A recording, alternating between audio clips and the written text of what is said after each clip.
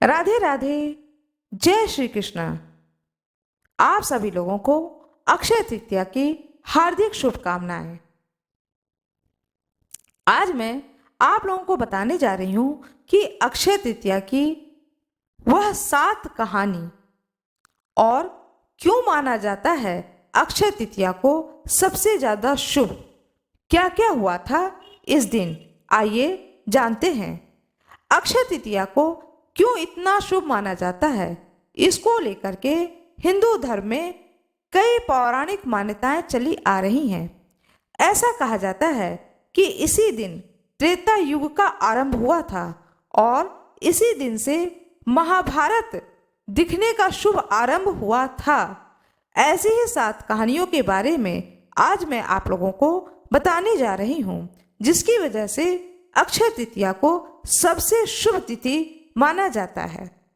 अक्षय तृतीया को हिंदू धर्म की मान्यताओं के अनुसार सबसे शुभ तिथि मानी जाती है और इस दिन कोई भी शुभ कार्य बिना पंचांग देखे, बिना मुहूर्त निकाले किया जा सकता है।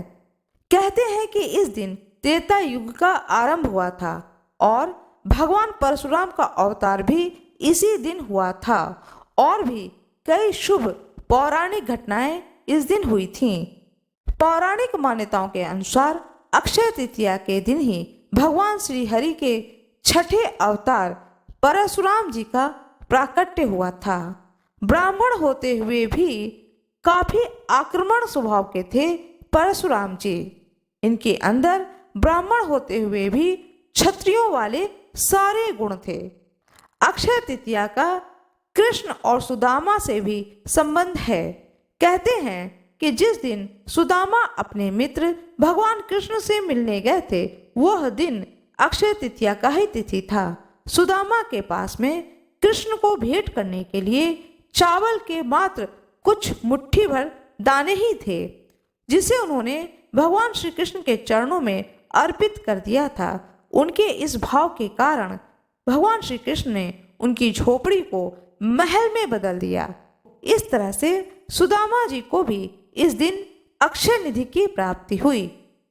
अक्षय तृतीया पर युधिष्ठिर को मिला अक्षय पात्र। कथाओं के अनुसार अक्षय तृतीया पर ही युधिष्ठिर को भगवान श्री कृष्ण ने अक्षय पात्र दिया था। इस पात्र की यह विशेषता थी कि इसका भोजन कभी भी समाप्त नहीं होता था।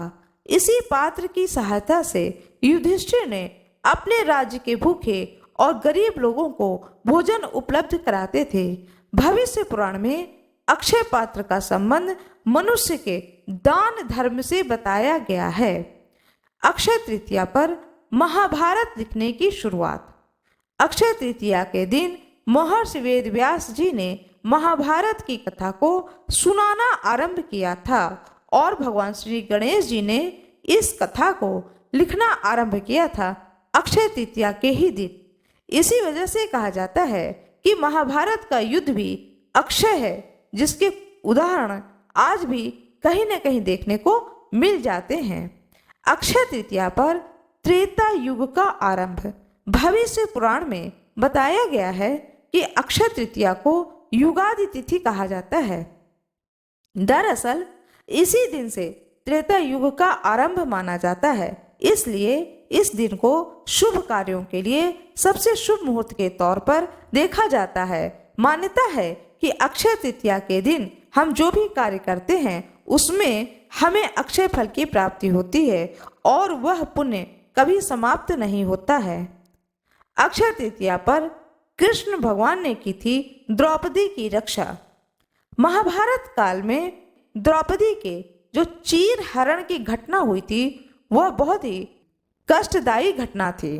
पौराणिक मान्यताओं के अनुसार उस दिन भी अक्षय तृतीया का ही दिन था, जब पांडवों ने कौरवों के साथ जुए के खेल में द्रौपदी को भी दांव पर लगा दिया था। दुशासन ने द्रौपदी का चीर हरण किया था। अक्षय तृतीया के दिन भगवान श्री कृष्ण ने ही द्रौपदी की लाज बचाई और द्रौपदी को अक्षय चीर प्रदान किया था। अक्षय तृतीया पर माँ गंगा का अवतरण। नारद पुराण में बताया गया है कि अक्षय तृतीया के दिन ही माँ गंगा का धरती पर अवतरण हुआ था। तेज बहाव के साथ स्वर्ग से निकली गंगा नदी को भगवान शिव ने अपनी जटाओं में धारण कर लिया और फिर भगीरथ के प्रयास से देवी गंगा धरती पर अवतरित हुई। इन्हीं सब कारणों से अक्षय तृतीया को एक बहुत ही पुण्य फलदायिनी तिथि मानी जाती है। आशा करती हूँ कि आप लोगों को यह जानकारी अच्छी लगी होगी। कृपया वीडियो को लाइक कर दीजिएगा, चैनल को सब्सक्राइब कर दीजिएगा, बेल आइकन दबाना ना भूलिएगा। आप लोगों का बहुत बहुत धन्यवाद।